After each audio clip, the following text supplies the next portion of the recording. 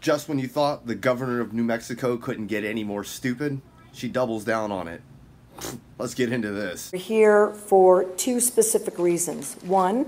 Three.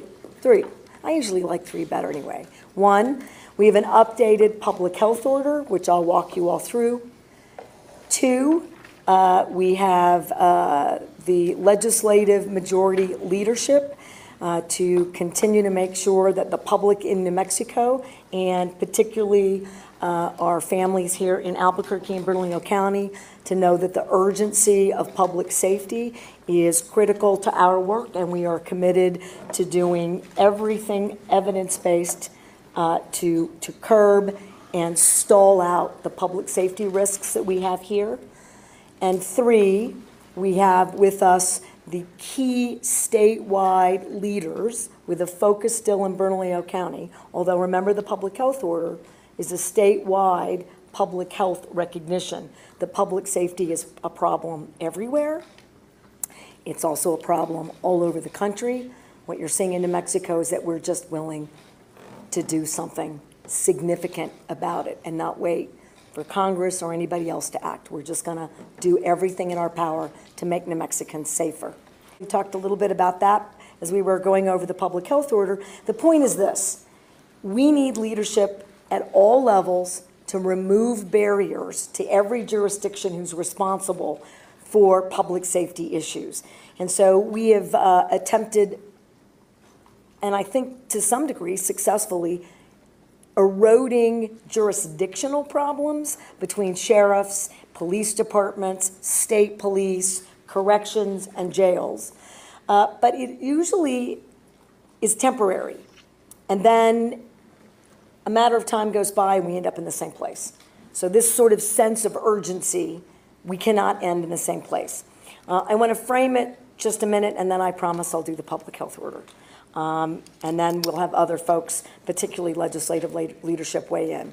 One, since the week I declared an emergency, we've seen 296 shots fired in Albuquerque and Bernalillo County. 296 shots fired. Last night we saw violent crime move through the city that resulted in a gun injury, 2 car hijackings, and a kidnapping with suspects not yet in custody. Just to frame, we have a very serious situation in our communities that require serious, immediate results. I want to thank everyone, including every jurisdiction that's been meeting, talking, arresting, working, and making sure that the presence is dedicated in a way that's meaningful. The new public health order changes basically these things. One, we have removed the requirement that open and concealed carry cannot occur until the public health order is either removed or extended anywhere in the city. Now, I'll tell you, and I think you already know, and I'm sure you're going to ask me a question about that. In the TRO that was issued, there's more clarity about the question about the general open carry and concealed carry issue as it relates to a legal decision in New York, the Bruin case. We believe that a suspension is very different from a ban. Court is leaning to determine otherwise, so we can be wrong on the law on that case. I want to point out that the conversation in that court was pretty clear that we are not wrong about this emergency or about the issues related to violence, gun violence, and public safety generally. We have amended the public places component of the gun violence aspect of the public health order. That is amended to be focused now, no open or concealed carry in public parks or playgrounds where we know we've got high risk of kids and families. And for those of you who came to the press conference when we declared the emergency, you heard the senior advisor's personal description of what took place in terms of gun violence at a park where kids' sports and activities were occurring.